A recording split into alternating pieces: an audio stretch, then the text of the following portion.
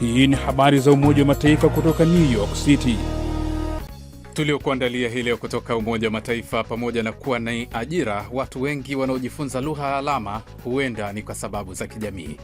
Kuna wengi ambao tumekuwa tukisoma nao hiyo course, ukimuuliza wewe ulijifunzaje lugha ya alama au nini kikufanya mpaka unakuja na wewe kusoma, anakuambia mimi bwana, na rafiki yangu mmoja nilikuwa nimesoma naye shule, nikawa namuona anahangaika kweli kuwasiliana, nikasema ngoja nijifunze. Kwa hiyo nikawa namsaidiaga kwenye kila hatua ya masomo yetu mpaka kufikia tumemaliza shule. Mwingine anakuambia mimi nina jirani yangu alikuwa hivyo.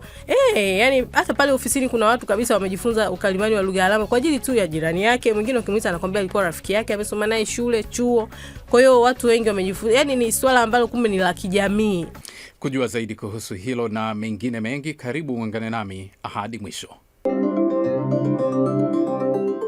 Ni Alhamisi ya tarehe 18 ya mwezi Juni mwaka 2026, siku ya kimataifa ya kupinga kauli za chuki, na mwenyeji wako ni mimi Arnold Kayanda kutoka hapa New York, Marekani. Kabla ya kukuletea mada kwa kina, ambapo leo tutaangazia kuhusu wakalimani wa lugha ya alama, kwanza ni muhtasari wa habari ukiwasilishwa kwako na Flora Nducha. Karibu Flora. Asante Arnold. Tuanzie hapa makao makuu ya Umoja wa Mataifa. Kauli za chuki zimeendelea kuhatarisha mshikamano wa jamii na amani duniani, ameonya Katibu Mkuu wa Umoja wa Mataifa Antonio Guterres, akisema mara nyingi ndizo chachu ya vurugu, migogoro na uhalifu mkubwa dhidi ya ubinadamu. Katika ujumbe wake wa siku ya kimataifa ya kupambana na kauli za chuki hii leo Juni 18, Guterres amesema makundi kama wanawake, wahamiaji, wakimbizi, watu wenye ulemavu na jamii za LGBTQIA+ mara nyingi hulengwa na ujumbe wa chuki. Kauli za chuki, amesema, ndiyo hatua ya kwanza katika njia ya kuwanyima watu utu wao, njia ambayo mara nyingi hupelekea vurugu, migogoro na uhalifu wa kutisha. Pia ameonya kuwa mitandao ya kijamii imeongeza kasi ya kusambaa kwa chuki duniani. Sasa tuelekee Afrika. Ujumbe wa Umoja wa Mataifa kulinda amani nchini Jamhuri ya Kidemokrasia ya Kongo DRC, MONUSCO, umetangaza kwa masikitiko makubwa hii leo kifo cha mfanyakazi wa kampuni iliyokuwa ikitoa huduma kwa ujumbe huo aliyefariki dunia kutokana na Ebola mjini Bunia. MONUSCO imesema mfanyakazi huyo alikuwa ameacha kufanya kazi na ujumbe huo tangu Mei 22 mwaka huu na hakuwa amefika katika maeneo ya MONUSCO kwa zaidi ya siku 21 kabla ya ugonjwa huo kuthibitishwa. Ujumbe huo umetuma salamu za rambirambi kwa familia, ndugu, marafiki na wafanyakazi wenzake na marehemu. Na shirika la Umoja wa Mataifa la hali ya hewa duniani WMO limesema matukio mabaya ya hali ya hewa na mabadiliko ya tabia nchi yaliathiri watu takribani milioni 13 barani Afrika mwaka 2025 na pia kusababisha vifo vya zaidi ya watu 3,000. Ripoti mpya ya shirika hilo iliyotolewa leo mjini Geneva, Uswisi, inaeleza kuwa mafuriko yalikuwa ni janga lililoripotiwa zaidi, huku yakisababisha hasara kubwa za kiuchumi na kibinadamu. WMO pia imeonya kuwa barafu katika maeneo ya milima ya Afrika ikiwemo mlima Kilimanjaro inaendelea kutoweka kwa kasi, wakati kina cha bahari katika baadhi ya maeneo ya pwani kikipanda kwa kiwango kikubwa kuliko wastani wa dunia. WMO imesisitiza kuwa Afrika bado ina pengo kubwa katika mifumo ya tahadhari za mapema, ingawa maendeleo yanaendelea kufanyika. Mwisho wa muhtasari wa habari. Asante sana Flora Nducha kwa kutuletea muktasari wa habari. Hivi punde ni mada kwa kina. Salia papo hapo tafadhali. Solemnly swear to exercise in all loyalty, discretion and conscience the functions entrusted to me as Secretary General of the United Nations, to discharge these functions and regulate my conduct وفي أداء عملي سوى مصالح الأمم المتحدة وحدها, and not to seek or accept instructions in regard to the performance of my duties from any government or other authority external to the organization.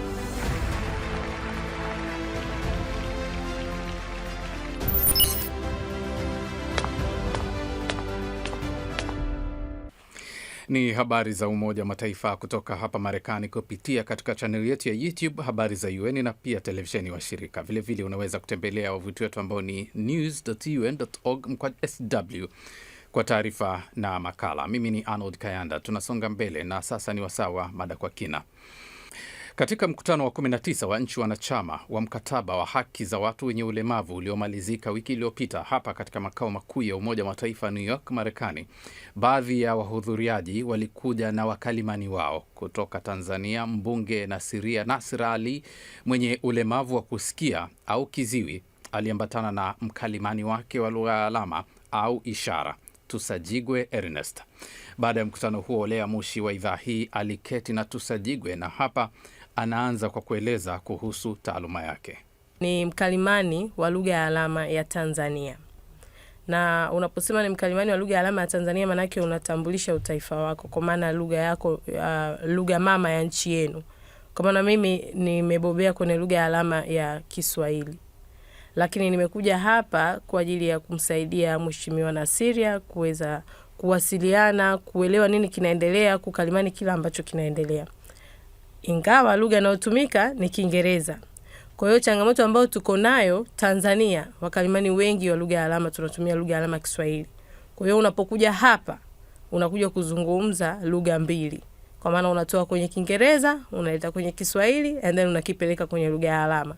Kwa hiyo ndio kitu ambacho nakifanya hapa ili kuhakikisha anashiriki kamilifu kwenye mkutano huu wa Umoja wa Mataifa kuhusu haki za watu wenye ulemavu.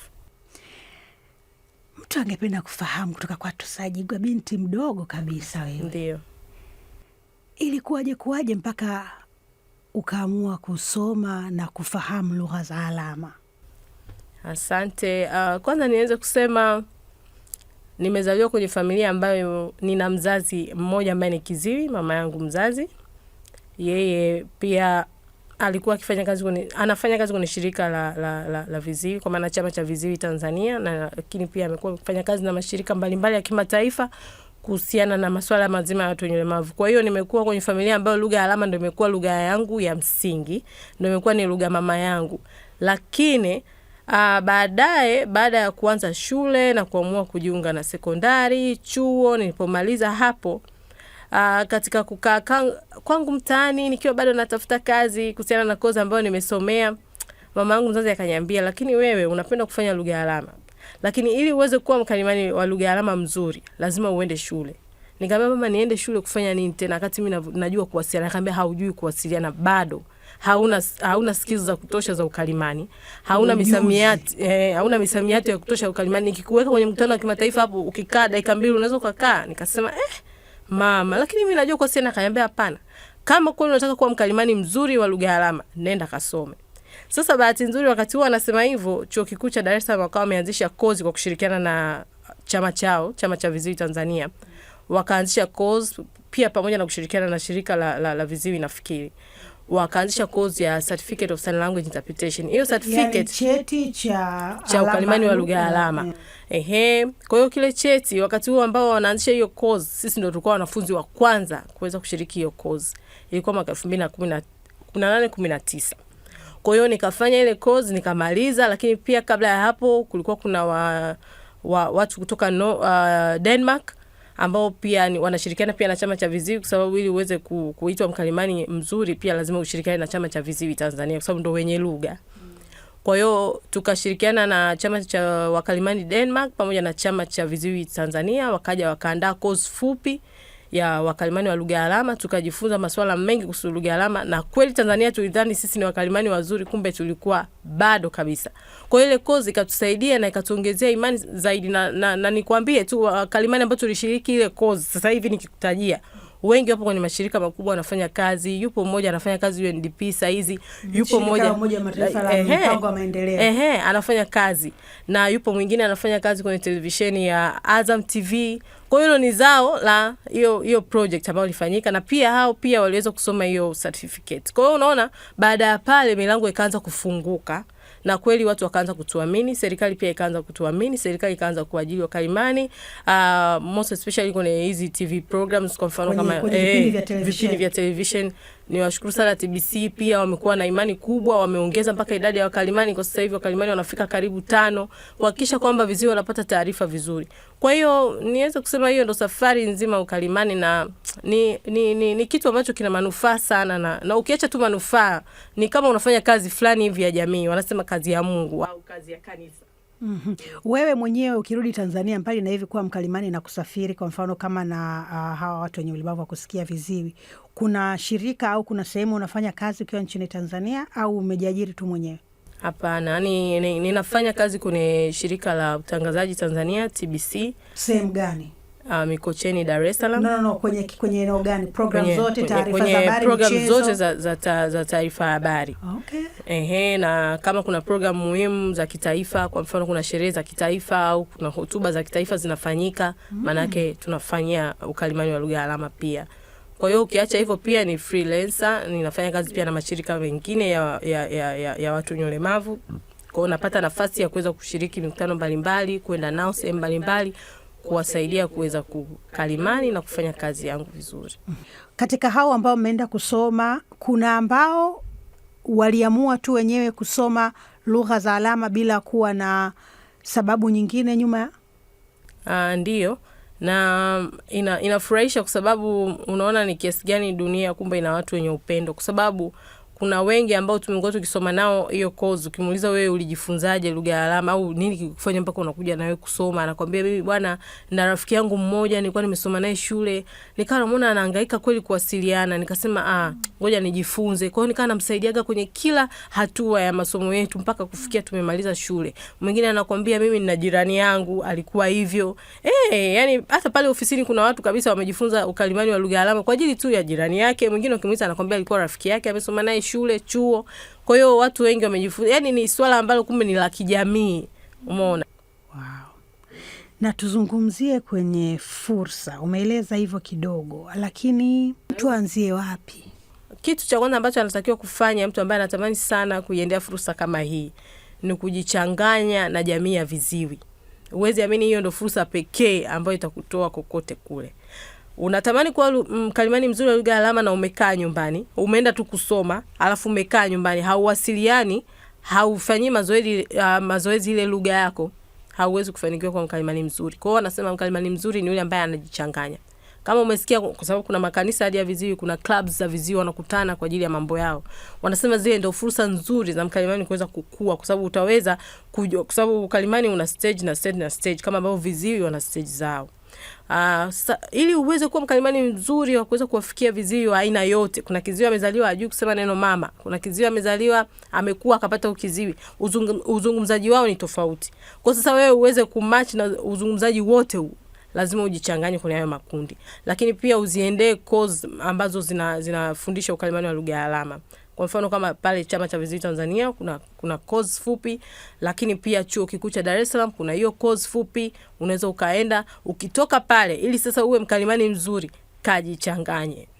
Usipojichanganya hauwezi kukua, ukalimani wako utakuwa ni hivyo hivyo miaka nenda miaka rudi. Na naweza kusema uko mbele ukalimani wa lugha ya alama ni kitu ambacho kitakuwa na nafasi sana, kwa sababu watu wameshaanza kutuamini. Zamani tulikuwa tuaminiki, tunaonekana kama tunaleta ujanja, watu bwana wamejifunza mtaani huko. Lakini sasa hivi watu wanaamini, serikali inatuamini, serikali inatupa nafasi kabisa, inatutengenezea nafasi kwamba watu bwana wanahitajika sehemu fulani waende wakafanye kazi.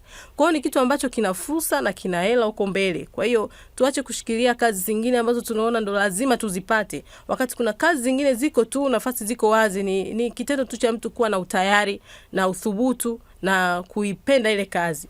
Una fursa huko hapa New York, Marekani. Ni kweli. Dunia ni kijiji. Upo hapa New York, Marekani hivi sasa. Wanaongea kwa Kiingereza, wanaongea kwa Kiswahili. Kwa hiyo sio tu anatakiwa ajue Kiswahili, anatakiwa ajue lugha ya alama. Anatakiwa aende zaidi ya hapo. Hiyo nayo unawaambiaje? Ni washauri vijana wenzangu, tena wakalimani wenzangu, tunahitaji kujifunza lugha nyingi zaidi, kwa sababu sasa hivi dunia ndo kama hivyo inatoa nafasi pia. Unaweza kuona hata mimi kufika hapa, mwingine anaweza kusema sasa mbona huyu anakalimani tu kama mimi ninavyokalimani, lakini hapana, mimi nilitumia muda mwingi sana kutamani kuweza kufanya kazi international. Na hii sio kazi yangu ya kwanza ya kufanya nje ya nchi.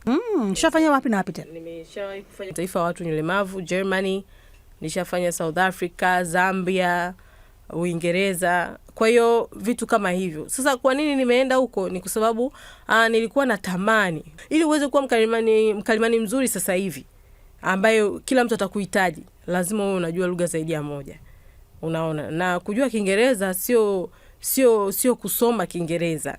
Kujua Kiingereza ni kukitumia. Na niseme kwa Tanzania wakalimani ambao wanafahamu Kiingereza ni wengi, lakini kukitumia ni wachache. Kwa nini? Siamini kwamba, kwa sababu unakuta wengi wetu ni mtu ambaye amemaliza chuo kikuu, amesoma, ana degree yake nzuri, maana yake huko chuo kikuu amekitumia Kiingereza ili kuweza kupasu au kufanikisha degree yake. Lakini unakuta kwenye kuweza kuthubutu kwenye kufanya kazi za kimataifa kama hizi, mtu ana hofu, mimi pale mimi nitaweza kweli, si nitaenda kuumbuka? Hapana. Kumbe ni ile hali tu ambayo mtu unatakiwa ujitengeneze mazingira kwamba sasa nimeshakuwa mkalimani, kwa maana hiyo nipanue mawazo yangu, nipanue uwezo wangu. Na mwisho, kuna jingine lolote ambalo sija kuuliza ambalo ungependa kuwaambia wasikilizaji na watazamaji wetu? Nafikiri la mwisho niombe sana nchi yetu Tanzania iweze kutambua nafasi ya wakalimani wa lugha ya alama, kwa sababu imekuwa ni changamoto ya muda mrefu. Wanatuona kama wanasema ni watu usiwaone hivi ni gharama sana. Lakini si kweli kwamba sisi ni gharama. Ni kutokana na aina ya kazi yetu ndo inaonekana kama tuna gharama, kwa sababu kazi yetu inaweza kusema ina vipengele vingi. Ili mpaka ufanye kazi ya ukalimani wa lugha ya alama lazima uwe mentally stable, manake uwe vizuri kiakili. Kwa sababu usipofanya hivyo, manake unaenda kumharibia yule mtu. Hata hapa nimekuja na mheshimiwa, mimi nikiharibu picha haiwi kwamba ni mimi nimeharibu. Mheshimiwa aliyomleta huyu hamna kitu. Kwa hiyo tuna uhitaji sana wa kuweza kuangaliwa kwa jicho la umakini. Tunapodai maslahi yetu wayafikirie na wayatekeleze. Ni kazi ngumu, kama ambavyo wanawaheshimu wakalimani wa sauti. Wakalimani wa sauti hakuna kitu atazungumza atakataliwa, kwa sababu wanaaminika wanafanya kazi nzito. Sasa wale wanafanya kazi nzito ya kuzungumza, lakini sisi unazungumza, unatumia mikono, unatumia akili, unatumia mwili. Kwa hiyo tunahitaji kupata heshima sawa. Kama ambavyo wanapewa hawa heshima, na sisi tupewe heshima hiyo hiyo, kwa sababu tunafanya kazi kubwa. Ukiacha tu kazi kubwa, ni kazi ya jamii. Asante sana Tisajika. Asante, nashukuru sana. Asante. Shukran Lea Mushi kwa mada hii kwa kina. Ama hakika fursa ni nyingi, kilichobaki ni kuzichangamkia. Basi kufikia hapo nami nafikia tamati kwa leo, lakini panapo majaliwa tukutane tena Jumanne kwa jarida lingine la video, na kwa upande wa kipindi cha radio ni kila siku. Kwa hivyo kesho Ijumaa utapata habari za Umoja Mataifa kama kawaida. Hata hivyo, kwa sasa unaweza kutazama habari na video nyingine kwenye channel yetu ya YouTube Habari za UN, na katika ukurasa wetu wa X Habari za UN vile vile. Kumbuka pia kupakua app yetu ya Habari za UN katika Play Store na App Store. Kwa niaba ya wote walioshiriki kukuletea jarida hili, mimi ni Arnold Kayanda na kutakia amani na kwaheri kutoka New York, Marekani.